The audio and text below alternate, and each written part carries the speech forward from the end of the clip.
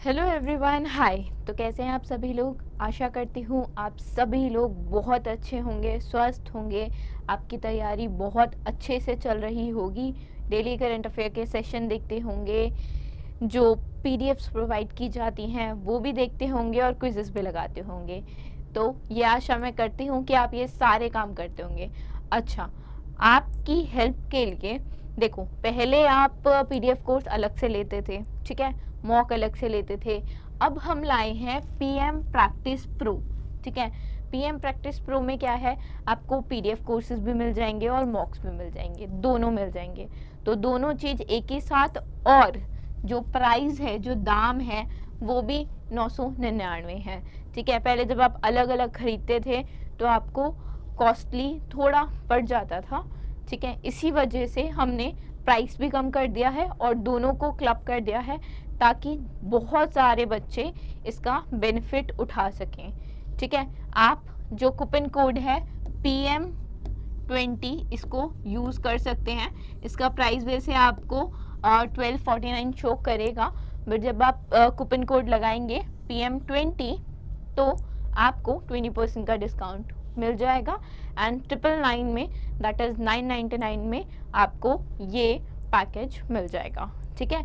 जैसा मैंने बताया कि जो हमारे पीडीएफ कोर्सेज हैं और जितने भी मॉक्स हम प्रोवाइड करते हैं, B it in banking category और इंश्योरेंस कैटेगरी, सारे ही आपको इस पैकेज के अंदर मिल जाएंगे, ठीक है। तो जिसने अभी तक बाय नहीं किया है वो बाय कर सकते हैं, and you will get benefit, definitely you will get benefit.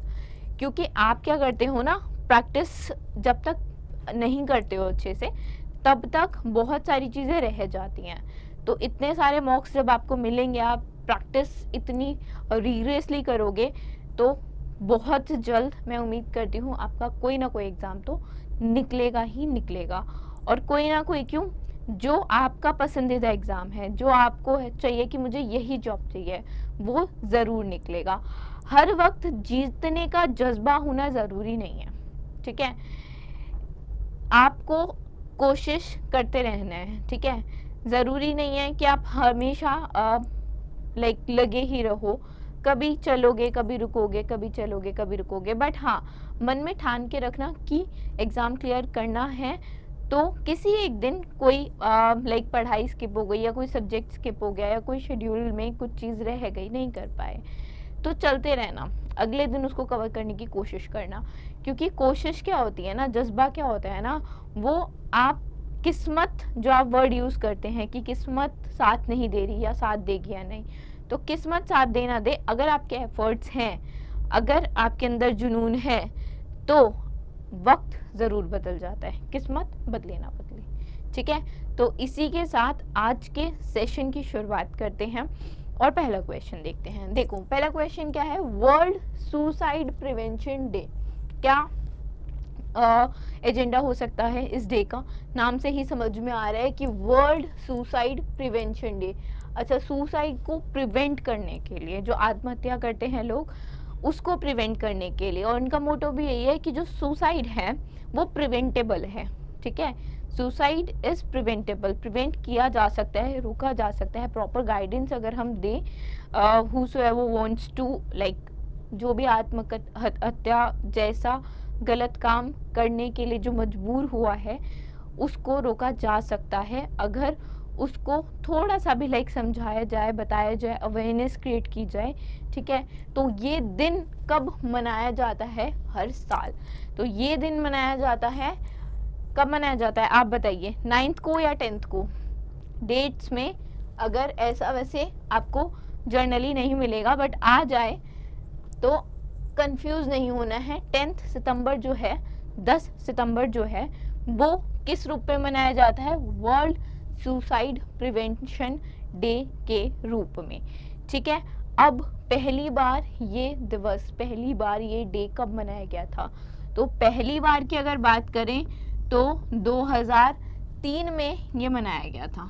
कब मनाया गया था? 2003 में ये मनाया गया था, ठीक है।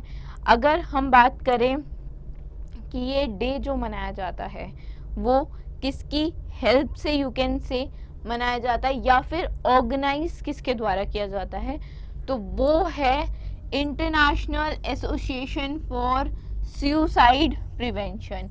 International association for suicide prevention इस दिन को बेसिकली ऑर्गेनाइज करते हैं, और जो एंडोर्स किया जाता है वो किया जाता है वर्ल्ड हेल्थ ऑर्गेनाइजेशन द्वारा, WHO द्वारा। किसके द्वारा? वर्ल्ड हेल्थ ऑर्गेनाइजेशन WHO द्वारा। मैंने जैसे बताया 2003 में इसका पहला दिन 2003 में पहले बार ये मनाया गया था। अच्छा, थीम की बात करें तो थीम है creating hope through action. Creating hope through action. क्या है theme? Creating hope through action. देखो 2-3 चीज़ें पूछ सकता है और सारी ही इंपॉर्टेंट चीज़ मेंशन की हुई है। पहली थीम पूछता है और ये मतलब 3 सालों के लिए ये थीम है, ठीक है। 3 सालों के लिए एक ही थीम रख दी और वो क्या रखी है? क्रिएटिंग होप थ्रू एक्शन, ठीक। 2-3 चीज़ें जैसे हम अभी मैंने बात की कि पूछता है। एक तो थीम पूछेगा, ठीक। पहली बार कब मनाया गया वो पूछेगा कि 2003 में। पूछ सकता है कि ऑर्गेनाइज किसके द्वारा किया जाता है? International association for suicide prevention द्वारा। और पूछ लेगा एंड्रॉस या डिलीवर यू कैन से किसके द्वारा किया जाता है? वर्ल्ड हेल्थ ऑर्गेनाइजेशन के द्वारा। कब मनाया जाता है? 10 सितंबर को, ठीक। ये सब चीज़ें पूछ सकता है, बाकी तो ताकि लोग बचे रहे। अच्छा, एक चीज़ और है, सिंबल। इसका सिंबल क्या है?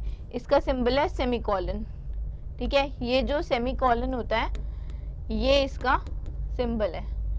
क्या है? सिंबल है। तो सिंबल अब पूछना चाहे तो सिंबल भी पूछ सकता है कि which one of the following is the symbol of किसका?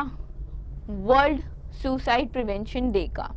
आई होप इस क्वेश्चन से जितनी भी बातें बताई हूँ समझ में आई हो। नहीं आई तो कमेंट कर सकते हो, ठीक है। या और कुछ भी जानना है इसके बारे में तो भी कमेंट करके पूछ सकते हो, ठीक है। नेक्स्ट पे चले। देखो थीम क्या है? वर्ल्ड फर्स्ट एड डे 2023 की। वर्ल्ड फर्स्ट एड डे 2023 की थीम है फर्स्ट एड इन डिजिटल वर्ल्ड। क्या थीम है? फर्स्ट एड इन डिजिटल वर्ल्ड, ठीक है। थीम, डे सब याद रखने हैं। अच्छा, थीम तो मैंने बता दी कि first aid in the digital world. First day, I'm really sorry, I'm just pronouncing day. It's first aid in the digital world. क्या है? First aid in the digital world. Theme है first aid in the digital world, ठीक। अब ये दिन कब मनाया जाता है? तो ये दिन जो है ना वो सेकेंड सैटरडे को मनाया जाता है। किसके? सितंबर के, ठीक है। सेकेंड सैटरडे ऑफ सितंबर। अब ये जो सेकेंड सैटरडे आया है ये कब पड़ा है? सितंबर का। इस साल में ये पड़ा है 9 तारीख को, ठीक है। 9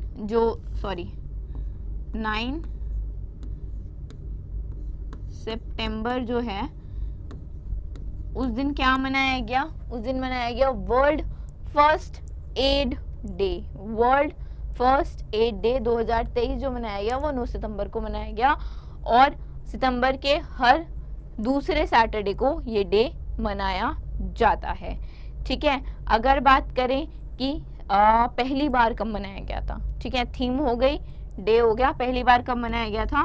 2000 में, ठीक है। पहली बार कब मनाया गया था? 2000 में मनाया गया था, ठीक।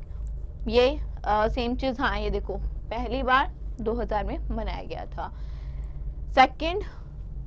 सेकेंड सैटरडे ऑफ सितंबर में मनाया जाता है अवेयरनेस क्रिएट करने के लिए और इम्पोर्टेंस बताने के लिए फर्स्ट एड की, और जो ट्रेनिंग होती है बेसिकली, ताकि फर्स्ट एड की जो ट्रेनिंग दी जाती है ताकि लोगों की जान बच सके, उसकी इम्पोर्टेंस दिखाने के लिए इस दिन को मनाते हैं 2023 में 9 सितंबर को। और थीम हम ऑलरेडी डिस्कस कर चुके हैं, first aid in the digital world theme थी, ठीक है।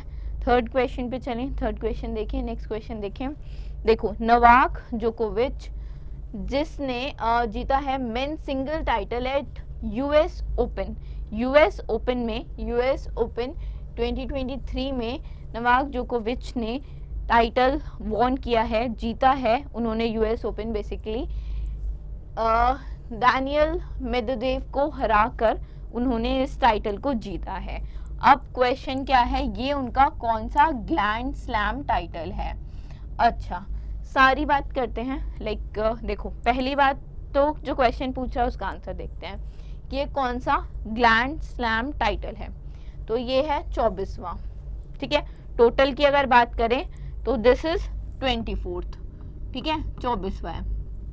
बट अगर मैं सिर्फ यूएस ओपन की बात करूं कि ये यूएस ओपन की इनकी कौन सी भी जीत है, तो यूएस ओपन टाइटल की अगर हम बात करें तो ये चौथा टाइटल है, ठीक है। इससे पहले 3 टाइटल वो यूएस ओपन के अपने नाम कर चुके हैं। ये कौन सा है, ये है चौथा। अगर बात करें नोवाक जोकोविच की, तो किसके प्लेयर हैं, कौन सी कंट्री के प्लेयर हैं, ये हैं सर्बिया के। किसके हैं, सर्बिया के। और डैनियल मेदवेदेव रशिया से बिलोंग करते हैं। कहाँ से बिलोंग करते हैं, रशिया से। ये सारी बात आपको पता होनी चाहिए, ठीक है। ये बहुत छोटी छोटी इंफॉर्मेशन है जो पूछी जाए ना पूछी जाए, but you should know, right. तो जो नोवाक जोकोविच हैं सर्बिया के प्लेयर, उन्होंने men single title US open जीता है, ठीक है। डैनियल मेदवेदेव को हराकर यूएसए में ये हुआ था। 24वां ग्रैंड स्लैम है, 143rd एडिशन है यूएस ओपन का। अगर यूएस ओपन के बात करें तो ये 143rd एडिशन है यूएस ओपन का, ठीक है। अगस्त से सितंबर के बीच में हुआ था। जहां तक बात करें विमेन सिंगल्स में, तो विमेन सिंगल्स में कोको गॉफ जो यूएसए की हैं, उन्होंने पहला ग्रैंड स्लैम टाइटल जीता। तो ये जो नाम है ना कोको गॉफ, ये भी याद रखना, क्योंकि इन्होंने अपना पहला ग्रैंड स्लैम टाइटल जीता है, ठीक है, यूएस ओपन 2023 में विमेन कैटेगरी में। तो पूछ सकता है कि this personality, this sports women या पर्सन भी बोल सकता है, ठीक है, किस खेल से संबंधित है, ठीक, या इन्होंने अभी हाल ही में कौन सा टाइटल जीता है। तो ठीक है, आर्ना साबालंका को हरा के इन्होंने जीता है विमेन सिंगल में, ठीक है। तो पूछ सकता है कौन सा टाइटल जीता, किसको हराया, इनका कौन सा टाइटल था, फर्स्ट जीत थी इनकी, फर्स्ट टाइटल था इनका, ठीक है। तो ये सारे क्वेश्चन पूछे जा सकते हैं। नेक्स्ट पे चले।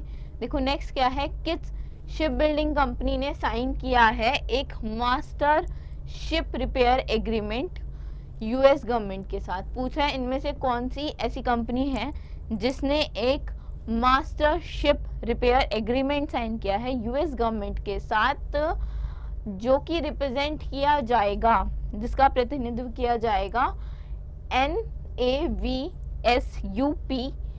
फ्लीट लॉजिस्टिक्स सेंटर, जो जापान का NAVSUP सेंटर है, लॉजिस्टिक्स सेंटर है जापान का, उसके द्वारा इसको रिप्रेजेंट किया जाएगा, इसका प्रतिनिधित्व किया जाएगा, ठीक है।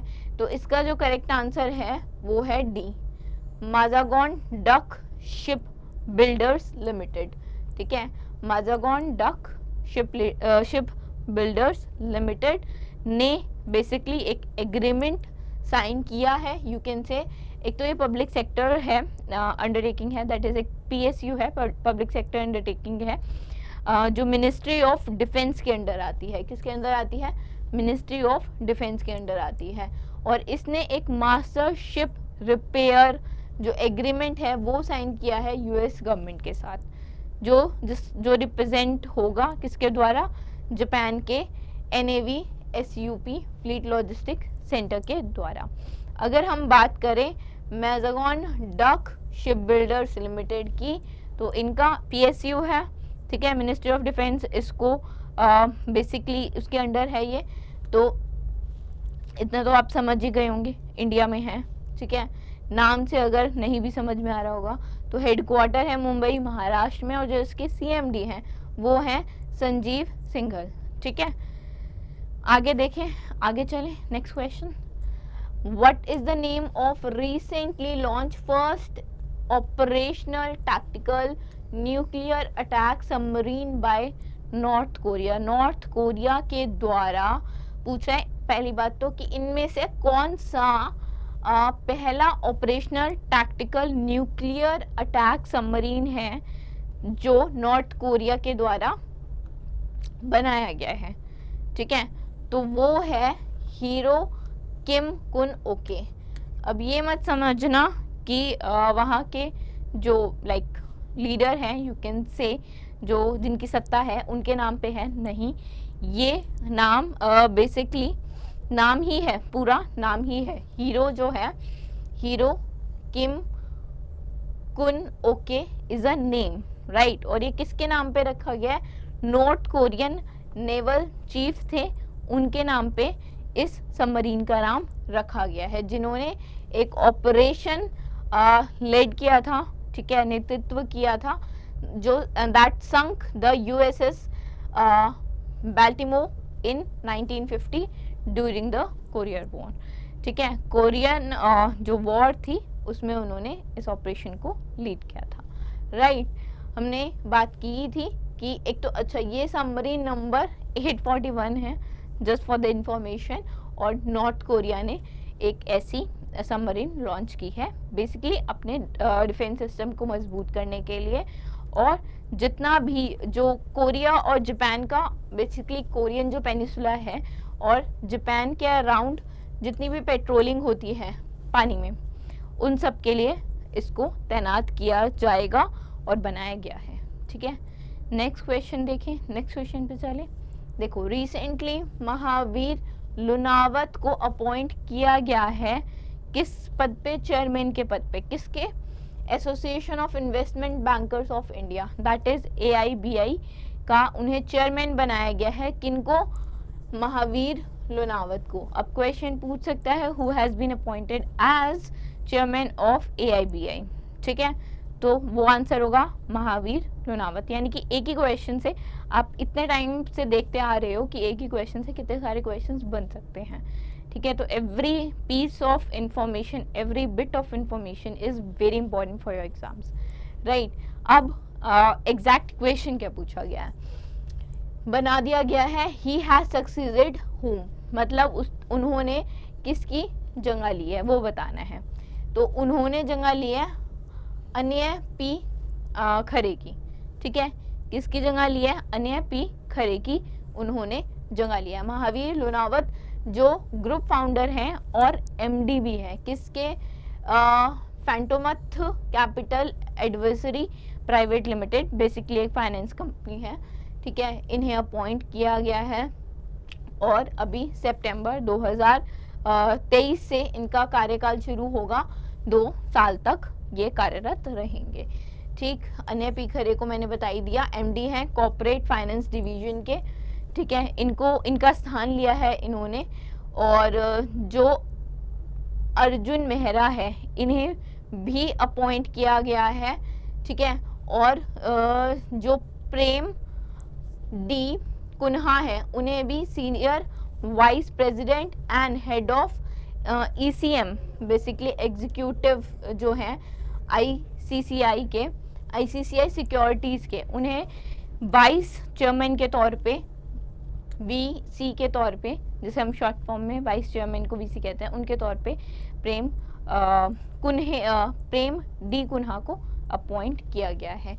हेडक्वार्टर की बात करें AIBI का तो महाराष्ट्र मुंबई में, और मिलन V दलवी जो हैं इसके क्या हैं? CEO हैं। ठीक है, किसके?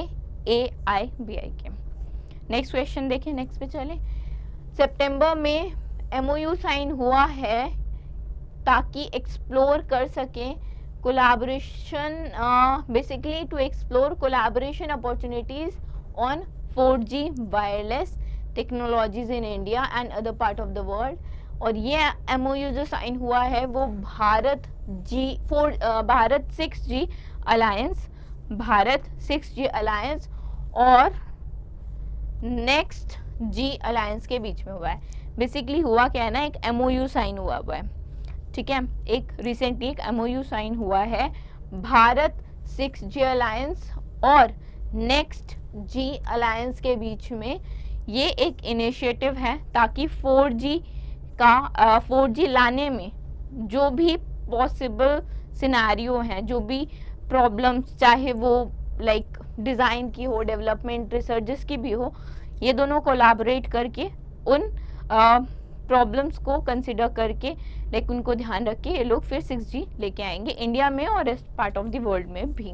ठीक है, तो ये अलायंस बेसिकली 4G लाने 4G नहीं 6G लाने के लिए, 4G तो बहुत पुराना हो गया, 5G भी आ गया, अब 6G की बारी है। ठीक है, तो 6G के लिए बेसिकली ये इनिशिएटिव एक है।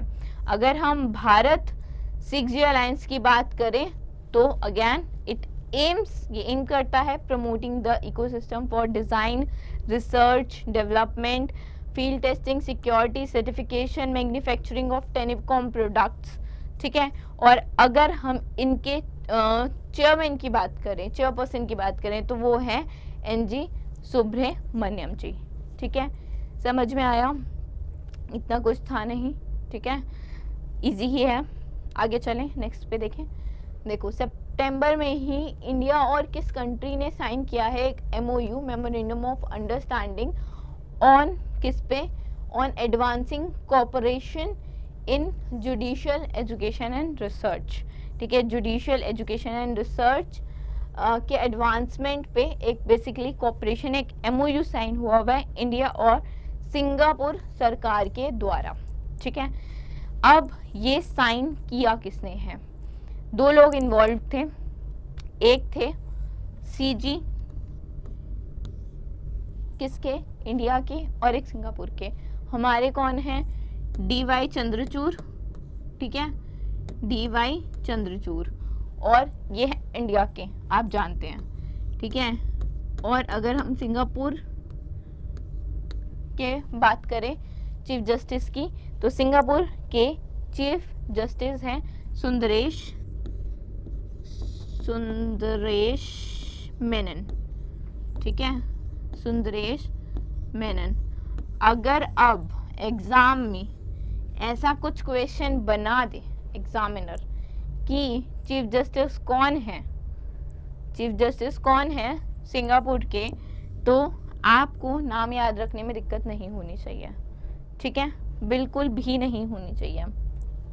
देखो, नेशनल जुडिशियल जो एकेडमी है इंडिया की, उसने साइन किया हुआ है सिंगापुर जुडिशियल कॉलेज, जो बेसिकली उनके सुप्रीम कोर्ट के अंडर, सिंगापुर के सुप्रीम कोर्ट के अंडर एक इंस्टीट्यूट है।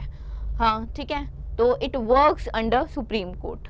ठीक, तो सिंगापुर जुडिशियल एकेडमी और नेशनल जुडिशियल एकेडमी ने एक MOU साइन किया है, और इस MOU पे साइन जो किया है, साइन जो हुए हैं, वो चीफ जस्टिस ऑफ इंडिया जो हमारे धनंजय यशवंत चंद्रचूड़ हैं, जिनका नाम अभी मैंने लिखा DY चंद्रचूड़ शॉर्ट फॉर्म में, वो हैं, और चेयरपर्सन बेसिकली वो चेयरपर्सन भी हैं किसके? नेशनल जुडिशियल एकेडमी के। किसके? नेशनल जुडिशियल एकेडमी के चेयरपर्सन भी हैं उन्होंने, और chief justice of Singapore Sundaresh Menon ji ने साइन किया है। ठीक है, तो ये नाम याद रखना, न्यूज़ में जब भी ऐसी चीज़ें आती हैं तो आप नोटिस नहीं करते हो, and then you will like कि जी वहाँ से उस देश से उसका ऐसे ऐसे भी पूछ रहे हैं। ठीक है, तो वो जब किसी और कंट्री का प्रेसिडेंट या कुछ पूछते हैं तो माइट भी कोई विजिट हुई होगी। ठीक है, तो जो भी करंट न्यूज़ में आएगा उससे रिलेटेड क्वेश्चन पूछा जाएगा। ठीक है ना, तो नेक्स्ट पे चलें। अच्छा, कोरापुट काला जीरा राइस, जिसको प्रिंस ऑफ राइस के तौर पे भी जानते हैं, वो किस स्टेट में उगाया जाता है? वो बेसिकली उड़ीसा में उगाया जाता है। इसको एक्चुअली अभी GI टैग मिला है। ठीक है, अब देखो GI टैग मिला है तो GI टैग का कोई मेंशन नहीं किया हुआ। क्वेश्चन कैसे बनाया है? कोरापुट काला जीरा राइस, जिसे प्रिंस ऑफ राइस कहा जाता है, वो कहाँ उगाया जाता है? यानी कि आपको लगेगा स्टैटिक है। ठीक है, बट बनता कहाँ से है? जो करंट इवेंट आए हैं उन्हीं से बनता है। ऐसा दिखता है बेसिकली ब्लैक इन कलर। ठीक, तो इसको अभी अभी GI टैग मिला है, जोग्राफिकल इंडिकेटर रजिस्ट्री ग्रांट हुई है। जोग्राफिकल इंडिकेटर रजिस्ट्री ने ग्रांट किया है geographical indication tag, GI tag, Orissa के कोरापुट काला जीरा राइस को। ठीक है, और ये जो है जैविक Shri farmers producers company limited है ना, जो बेसिकली उड़ीसा सरकार जिसको सपोर्ट करती है, ठीक है, उसने अप्लाई किया था इसके जीआई स्टेटस के लिए और इनको मिल गया है। हर राइस अपने अरोमा, अपने टेक्सचर के लिए डिफरेंट होता है, तो ये भी उसी वे में डिफरेंट है, ठीक है। नेक्स्ट पे चलें, नेक्स्ट देखें। देखो, who has won Tata Steel Chess India Blitz 2023, किसने Tata Steel Chess India Blitz 2023 जीता, और ये नाम है अलेक्जेंडर ग्रिशुक का। करेक्ट आंसर है अलेक्जेंडर ग्रिशुक। तो अलेक्जेंडर ग्रिशुक ने क्या जीता? अलेक्जेंडर ग्रिशुक ने Tata Steel Chess India Blitz 2023 जीता। होता कहाँ है ये टूर्नामेंट? ये होता है इंडिया में ही, ठीक है। बेसिकली अगर बात करें ग्रैंड मास्टर अलेक्जेंडर ग्रिशुक की, तो उन्होंने ये टाइटल जीता, ठीक है। किसका? चेस इंडिया ब्लिट्स 2023 जीता, Tata Steel Chess India Blitz 2023, ठीक है। उन्होंने 12 स्कोर किया था, 18 बेसिकली 18 गेम्स हुए थे, उनमें से उन्होंने 12 का एक स्कोर किया था। अच्छा, जो नोदरबेक अब्दुसतरोव हैं, उनको हरा के इन्होंने उनको हरा के यू कैन से इन्होंने जीता, क्योंकि वो सेकेंड नंबर पे थे। और अगर हम थर्ड की बात करें तो प्रज्ञानंदा रमेश बाबू जो हैं वो थर्ड पोजीशन पे आए हैं, ठीक है। और दोनों के ही पॉइंट्स 11 थे, ठीक। अब ये जो बात थी, ये बात थी चेस इंडिया ब्लिट्स की।